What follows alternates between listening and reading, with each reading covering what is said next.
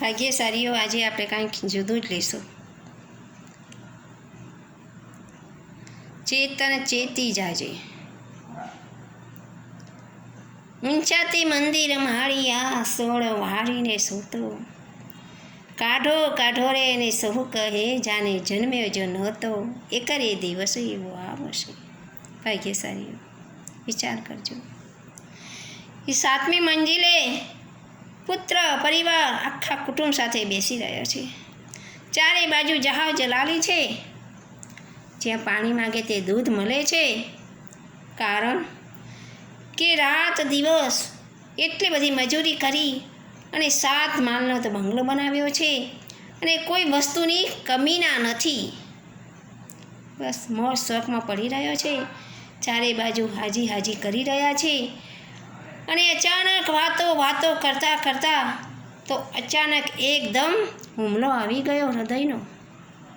હૃદયનો હુમલો આવતા જ ક્ષણવારમાં તો હાડ બેસી ગયું. આંસુ કરતાં બધા તો અવાક થઈ ગયા. હમણાં તો વાતચીત કરતા હતા ને ઘડીકમાં શું થઈ ગયું. વિચાર કરજો ભાગ્યશાળીઓ, આયુષ્યના કોઈ ભરોસા નથી. એટલે વારંવાર મહાપુરુષો કહે છે કે હે ચેતન, તું ચેતી જજે કે આયુષ્ય તો ક્ષણવાર ખૂટતું જાય છે. હવે કેવો કે હું બેઠો છે સરસ રીતે મજાના, અને ક્ષણવારમાં તો પંખેરું ઉડી ગયું. હવે બસ 2-5 મિનિટ તો બધા કહેશે શું થયું. અને 16મી મિનિટે તો વિચાર કરશે ક્યારે કાઢવાના છે. વિચાર કરજો ભાગ્યશાળીઓ, 50-60-70 વર્ષ જે કુટુંબ કબીલા સાથે રહ્યા છો, રાત દિવસ મહેનત કરીને બધાને પરિવારને તમે સુખ શાંતિ આપી છે, અને ત્યાં એ તમારે એક 20 મિનિટ પણ ત્યાં નહીં રાખી. બસ ફોન ઉપર ફોન કરશે શું થયું, ક્યારે કાઢવાના છે.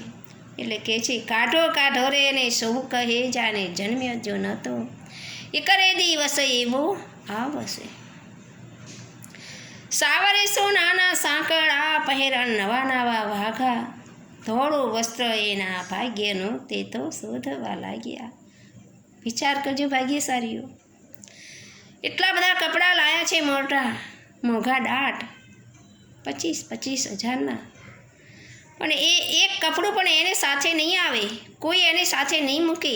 કારણ કે એક જ કફણ, બીજાએ ખરીદેલું કફણ જ એને કામ આવશે. શા માટે આટલી બધી મહેનત કરી?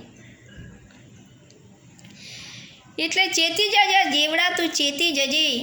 આયુષ્ય ક્ષણવાર ખૂટી રહ્યું છે.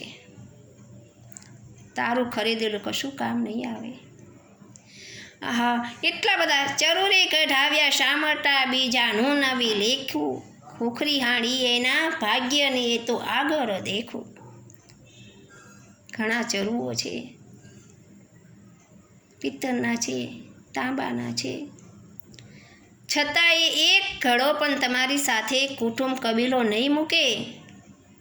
બસ એ તો પેલી માટીની ખોખરી હશે, હાંડી, એ તમારી આગળ ચાલશે.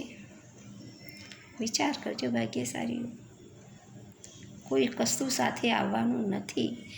છતાં એટલા બધા કમાવાની પાછળ મશગુલ બની ગયા છો કે પોતાના આત્માને ભૂલી ગયા છો. સગીરે નારી એની કામિની ઊભી ડગમગ જુએ, તેનું પણ કંઈ ચાલે નહીં ઊભી ધ્રુસકે રૂવે.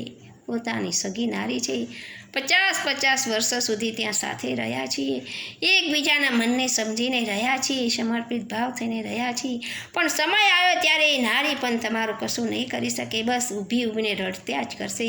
એટલે ભાગ્યશાળી કહે છે કે હજી સુધી ચેતી જાઓ. કોના છોરું, કોના વાછરું, કોના માય અને બાપે, અંતકાળે જાઉં જીવને એકલું, સાથે પુણ્ય ને પાપ. કોઈ આપણું છે નહીં, સગા સંબંધી, માતા પિતા, પુત્ર પરિવાર, કોઈ આપણું નથી.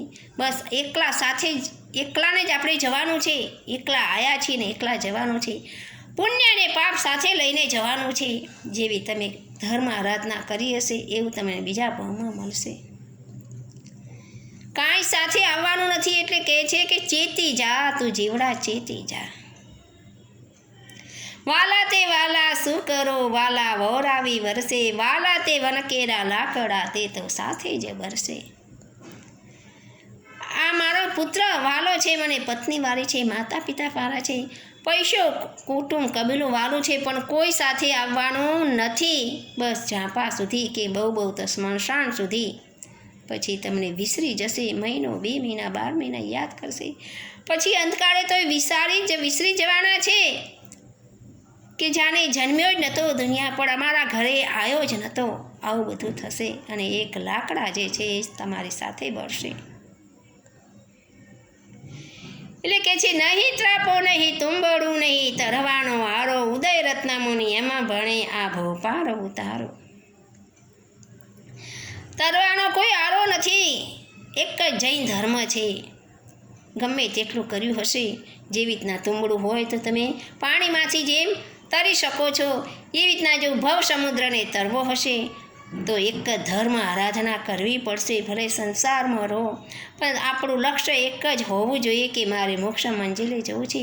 ધર્મ આરાધના કરી મારા આત્માનું મારે કલ્યાણ કરવું છે. કોઈ સાથે આવવાનું નથી. અને હું જે પાપો કરી રહ્યો છું એ મારે જે ભોગવવા પડશે. કોઈ કુટુંબ કબીલો નહીં ભોગવવા આવે.